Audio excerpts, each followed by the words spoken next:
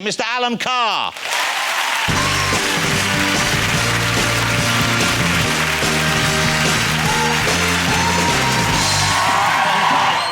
You know, you're such a big personality. I was wondering, do you get asked to do reality shows? Do you get that kind of offer? Because I can imagine, I was watching Big Brother the other night, and and it isn't great. And I thought, it isn't. I kind of want it to be, and I love the Jedward, but I thought someone like you in there, that would really liven it up. And I bet you've been asked. Did they ask you to do that? Everyone.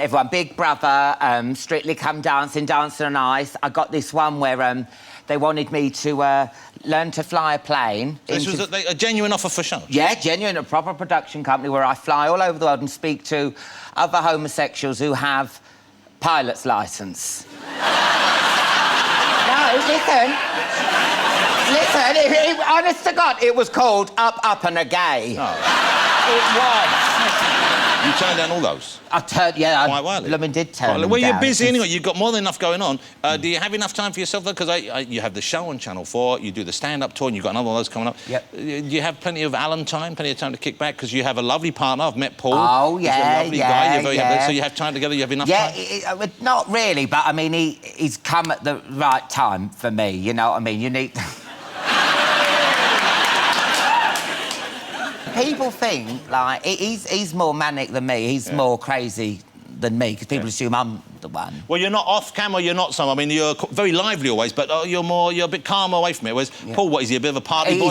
He's mental. He plays practical tricks on you, is that right? He's one of the jokers. Oh, he's always mucking about. Like, if we're on a flight or something, you know, I'll go to the toilet and then he'll tell the air hostess that he hears someone smoking in the toilet, smell it, and then, of course, I'd come out and there'd be all the staff waiting there. I'm like, oh, hello, and then, oh, no, and then, like, with fire extinguishers. And the thing is, I remember when we first went out, these people were asking me for my autograph, and then this old man goes, "What do you do?" And then Paul went, "He does porn." And then the old man goes, "Well, I haven't seen you in anything." Here he is. It's Mr. Harry Hill.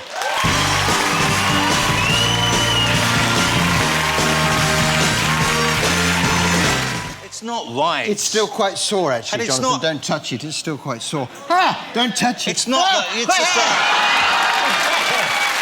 My hair! I want it back. You can't have it back. You shaved it off, you've got to live with it. It has to go back in the bag. I did... It has to go back in the bag to stay moist. It's got to go back to the store.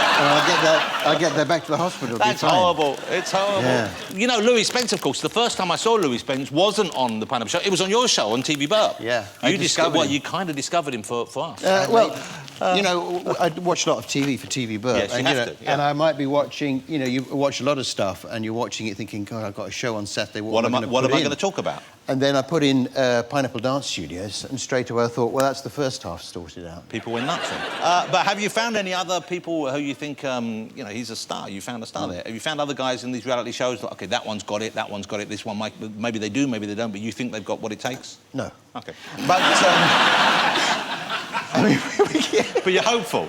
We get all sorts of, you know, odd people. You know, like you have these guests. You have, you know, Dame Helen Mirren, and you might have Kasabian and Louis. Yes, we do. And we get, you know, the guests we're excited about. Oh, can we get the family from, well, Wife Swap? Or can we get that old bloke from the documentary about the old people on Whiteley's? You know, these are big bookings for you. Yeah.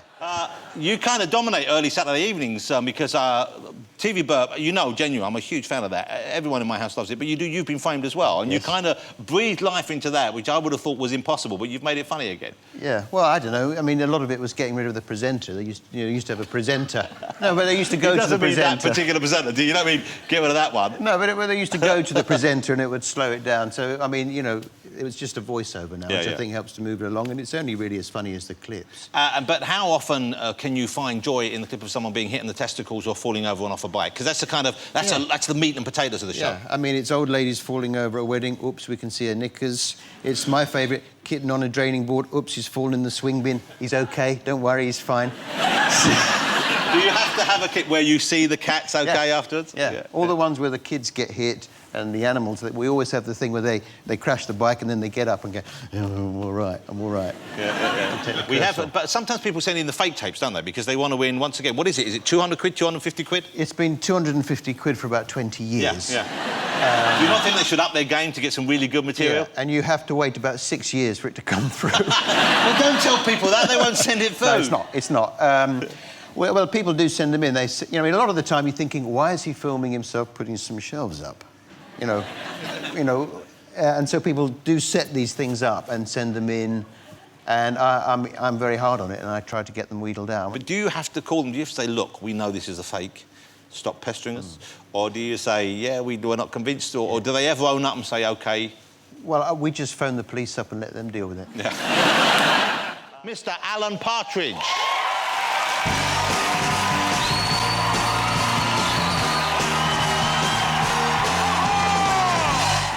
Have a nice journey down. You came down from Norwich just to be with us. Yeah, I did. Hi.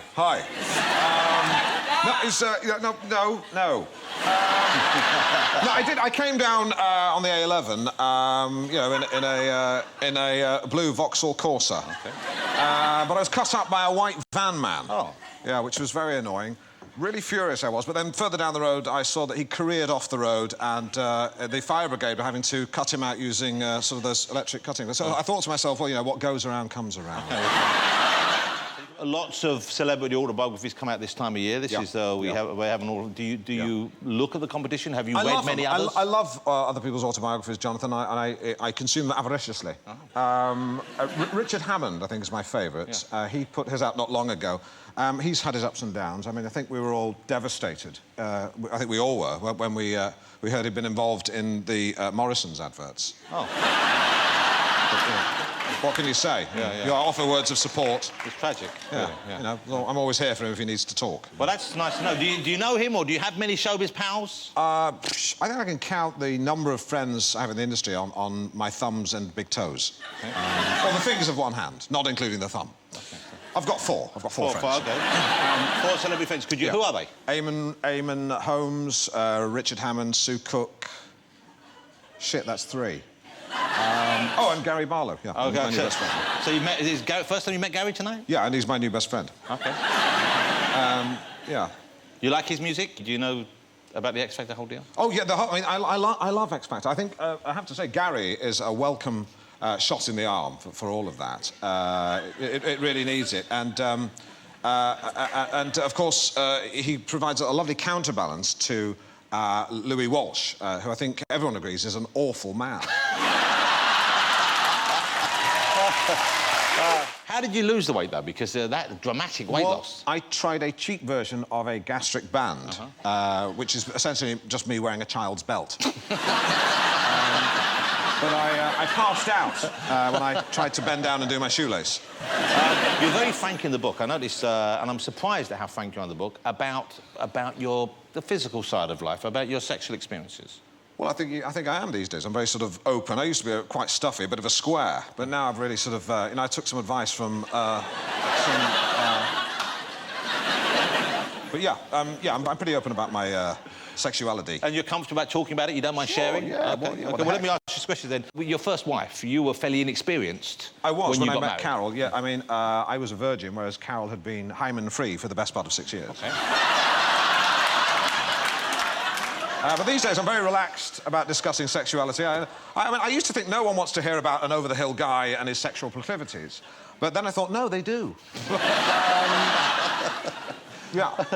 But what about now? Is there a special lady in your life now? Yeah, I'm dating at the moment. I'm sure she actually won't mind me saying this, but she's a retired primary school teacher with dyed hair.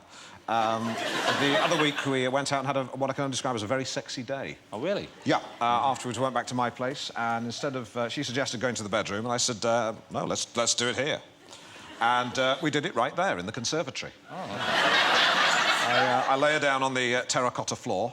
Then I remembered we had underfloor heating, had been on all day, and there was a risk of her getting chilblains on her buttocks. Oh, right. So I quickly removed some of the tethered pads from the wicker furniture, placed them under her bottom and shoulder blades, and then just told her to keep as still as possible. That's good. So that would do the trick. It would.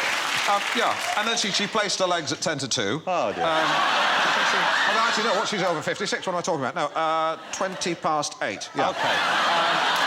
I mean, I guess in a way she was making a sort of... which was actually the time, so in a way she was making a sort of sexy human clock. For you, yeah.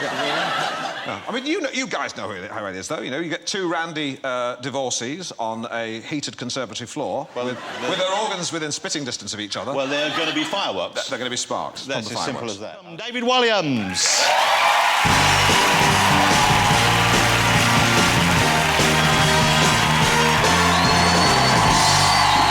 Please don't take this the wrong way, but when I first met you, you were the last person I would have thought would do something sporty in a big way, because you're not a naturally I'm not sporty. an athlete. I was very overweight at school, last in every cross-country run, and yeah, not sporty at all. But there's one thing I can do, which is stay in the water a long time, much like a whale. So you always had, but you always had endurance. You'd be good because I'm not going to no, because I know you have ballooned, and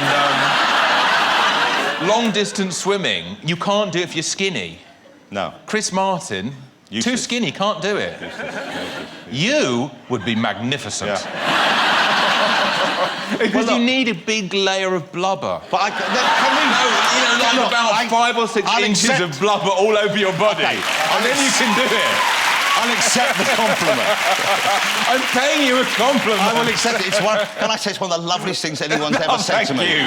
No, and I had to put on weight to swim the Channel and put on some weight to swim the Thames. Well, because presumably you're burning up so many Yeah, calories just and also- for that level of exertion. And it's the cold, because the cold, when you're really cold, it gets you down. That's why, to be honest with you, that's one of the main reasons why I couldn't even contemplate doing. I know I wouldn't have the stamina or the fortitude to keep getting back in water that cold. It would. I don't think I would have the courage to do that. And yet you acclimatise yourself to it. You got yourself. Yes, used to you get used to it, and you do. And I did a lot of training, but it was great. But I do think this is it now. I don't, because people, even the first day before I started swimming, some journalists went, "What's next?" I went, well, let me do this first. I've got 140 miles ahead of me. Hey, hold it. Look, we've got to go to a break, because you know No, that... I'm going to keep talking. We can keep talking, it's just that people will be watching adverts for sofas. Fine. That's fine. Dara O'Briain.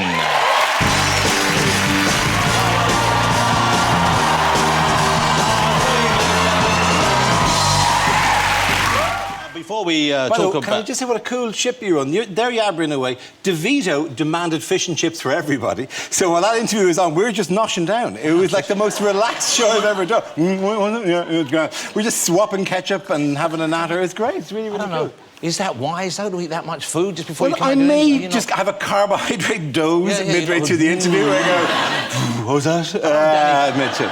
Don't want Danny coming out and say, hey, by the way, Britain's Got Talent. You a fan? You watch the show? I glance at them every so often. I'm old school. I like them to work their way through the clubs. I don't like really? to, So yeah. you don't like... But then these people have worked in clubs. They have, and they've developed their act and all, and maybe you're giving an opening. It's the kids going, this is my dream. This is my dream. Why are you breaking my dream? Let me just check. Hold on a second. Simon, is he through to the next round? No. Yeah. Hey, I do want to ask you about St Patrick's Day, because, of course, it's a big celebration where everyone gets to pretend to be Irish for the day. Yes. So may I say to you, top of the evening to you for last week. See, I love it, because I walk around the house talking Irish all day. Oh, and that is uncannily Irish, the way you do it. Jesus. It is. Where's me green lager? Every time I'm here. Look, the leprechaun! You know, because on St Patrick's Day, that's OK. That's fine, yeah, it's all great. right. We don't get angry about that at all. I'm actually... Part of me thinks I can't get angry anymore with you for doing this every time I appear Well, you know to I show don't mean with you. it, that's why. Because, yeah, and also, you're not going to not do it because you love it. And also because, given the choice, I would happily do the entire interview as a fake Mexican general anyway. Yeah. I mean, there are certain... Who doesn't like a voice? Who doesn't like Hola, ¿qué tal? Sí. Wow. I would love to do it like that. Oh, Jonathan, it's a pleasure to be here on the show. That's good. You do that well. Oh, yeah, it'd be You've great. done that at home, haven't you? Oh, yeah, constantly. And I was in the shower in particular. It just reverberates. Oh, when is he soap in the shower? Who am I talking to exactly in the shower at Do the you say, moment? in the shower, do you go, say hello to my little friend? Yeah. Do you do that in the shower? Because that's not necessarily what you want. Although he was Colombian. No, Cuban. He was Cuban. He was Cuban.